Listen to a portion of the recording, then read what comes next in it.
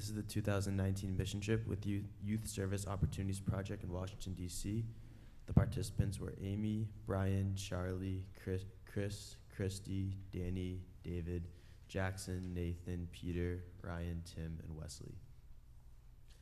This is just us about to leave for Topsail to go to South Station in Boston. To get to Washington, D.C., we took the Amtrak train from Boston to D.C. and back. It was about an 8-hour train ride. When we were in D.C. to get around, we'd often take the D.C. Metro, the air-conditioned buses, and we walked a lot, most often walking. So the place we stayed in during this week was the First Trinity Lutheran Church. It was pretty close to the YSOP headquarters, so it was only a short walk there. The space was pretty nice. We had this whole basement area where we slept. They had mattresses for us to use, a whole kitchen area where we could prepare meals for the day, and they were just very accommodating, which was very pleasant. Very air-conditioned for the very hot week we were there. Oh, this is me again. So these are just some pictures of inside. We generally sat at the table together when we ate meals, when we had discussions at the end of each day, when we were playing games with each other during downtime. And then on the left is the kitchen where we would make our lunches for the day.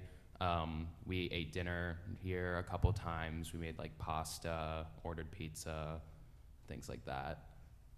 David's heavy bag of tools came in handy many times.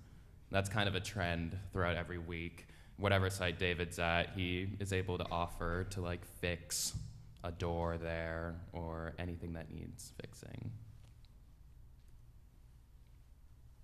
Again, we took turns cooking meals. On the left, Chris is making taco meat, I believe. And on the right, Charlie and Ryan are making salad, and it was all fun. There was also a basketball court in the place that we were staying. It was half a court, and that's where we had a lot of fun. We played knockout a lot. Oh, this is me. So the purple team, there were two teams. One of them was the purple team. It was me, Danny, Amy, Charlie, Chris, David, Nathan, and Timmy.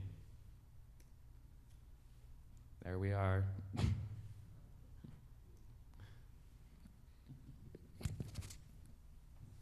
So the gray team was Brian, Christy, Jackson, Peter, Ryan, and Wes. And there's some pictures of us. So like Danny said before, it was really hot. There's some evidence for you right there. It was definitely mid-90s all week. We did do a lot of walking, so we had to rest and drink water a lot. So, day one, the purple team went to a place called A Wider Circle. They describe themselves as a unique, holistic approach to ending poverty. So, oftentimes when we go somewhere, they'll focus on a specific part of poverty, whether that be giving food or shelter, but this place kind of encompasses all of that into one. They sell furniture, they sell food, they sell clothes, toys, basically anything you can think of, to toiletries, to make people's living, they give it away. Yeah, for free. Oh, they don't sell, sorry. A Wider Circle has served more than 120,000 people of this region's most vulnerable children and adults, using efficient, low-cost system of transferring items from families that have more than they need to families that have nothing. All free of cost, and there for the day we helped move furniture, sort out expired food, prepare bags of cleaning supplies, and tidy up the toy area. We were with the Duxbury group that also was with the YSOP, and we befriended them there. So for the grade team that day, we worked at the Unique Rehab Clinic, which mainly serves middle-aged people in recovery. And there we met some really cool people, such as Kevin, who taught us how to play chess, And then Victor and Afimba, who we explained what the internet was to him and what Google was. It was really eye-opening. The second day for the purple team was arguably one of the most fun days of the trip.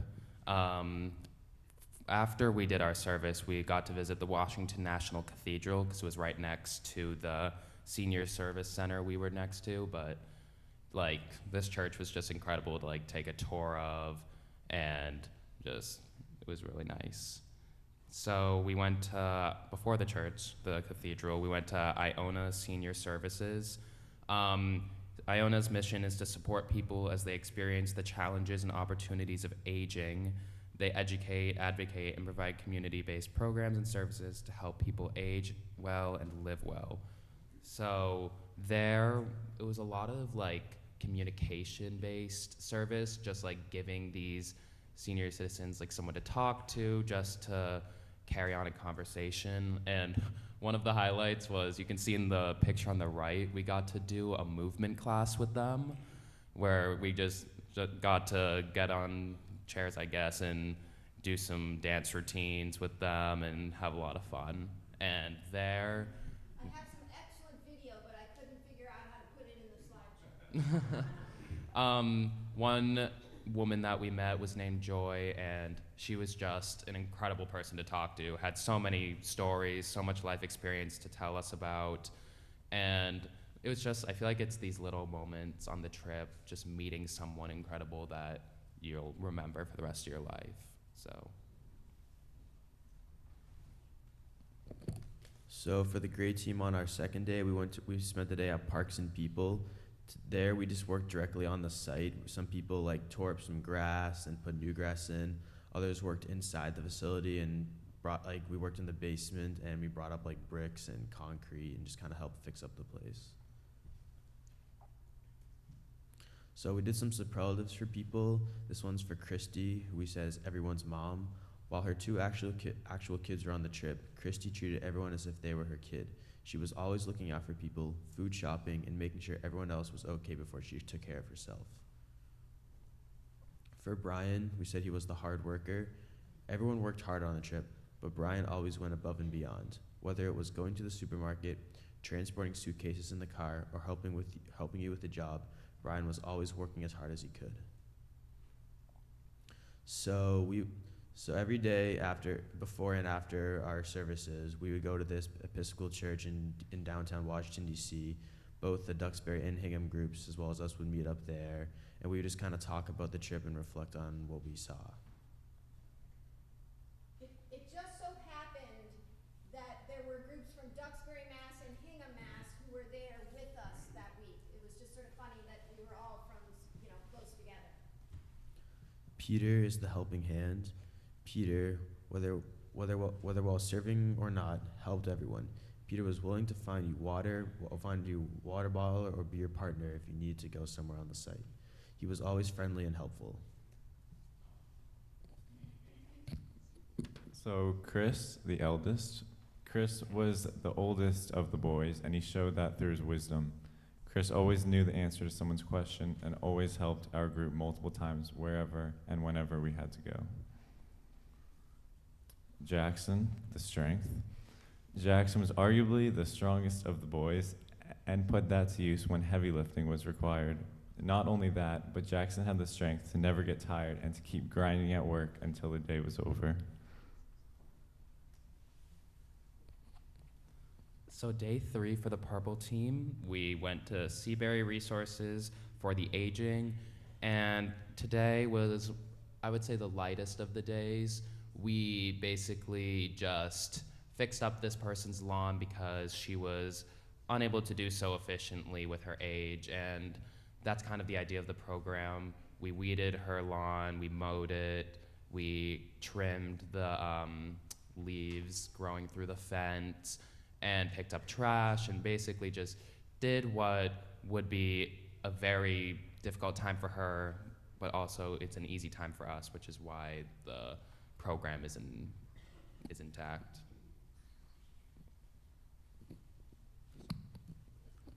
On the third day for the gray team, we went to a place called Central Union Mission. This was a shelter for people who were homeless could actually stay. So there, we did a lot of things. We helped make the beds, clean the beds. We served food, throw away the trash. Basically, just helped them tidy up there. And we got to meet some new people there too. It was really nice.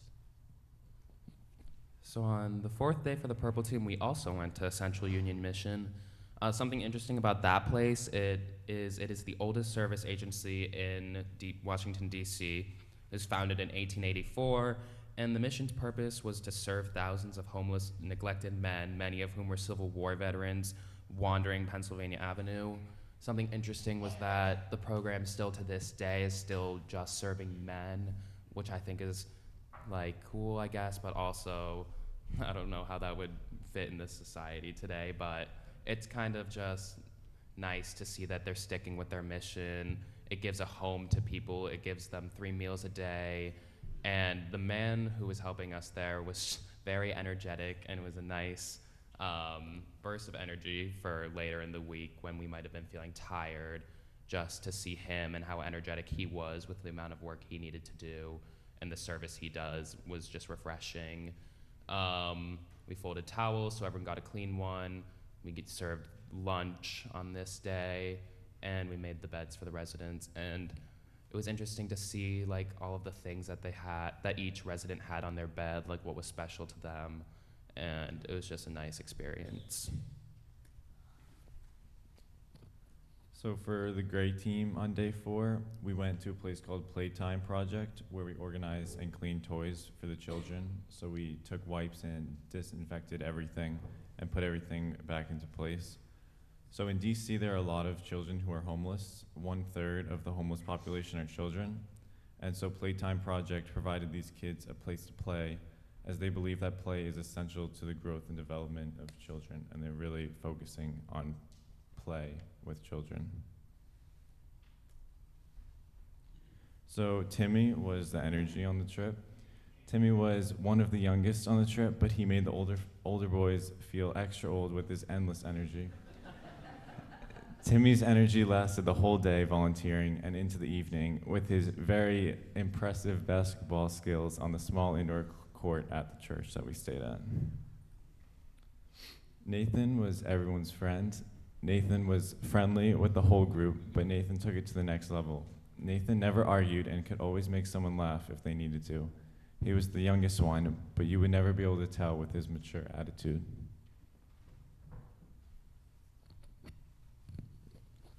We saw a lot of quotes during the week. Often we walked around the city that helped us think about what we were doing and why. One of these quotes was from James Baldwin: "The great force of history comes from the fact that we carry it within us and unconsciously controlled by it. History is literally present in all that we do." And there's another quote we saw by Maya Angelou: "The ache from home lives in all of us, the safe place where we can go as we are and not be questioned." Another one we saw is "Love is progress, hate is expensive."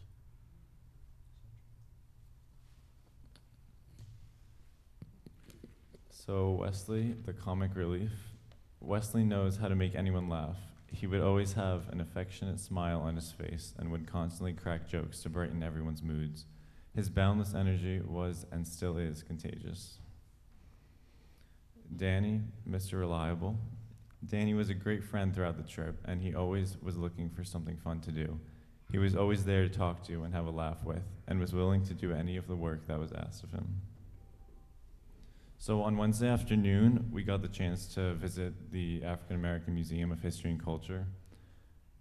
Amy was awesome in getting us these tickets way in advance. We saw some incredible exhibits like this waterfall. It was really cool. It was coming from we were in the basement and that was on the ground level outside.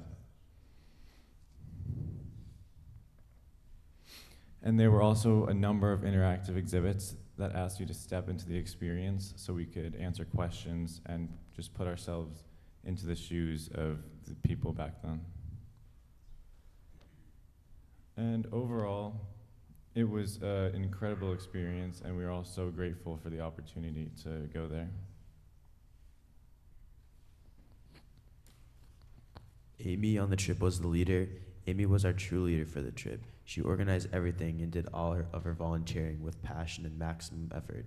She was always willing to talk with anyone she met on a personal level and made bonds. David was a storyteller. David is one of the most interesting people we've ever met. Wherever he went, whoever he talked to, whatever he did, he always has a story or life's lesson to tell. He could relate to anyone in any way and really cared deeply about what he was doing.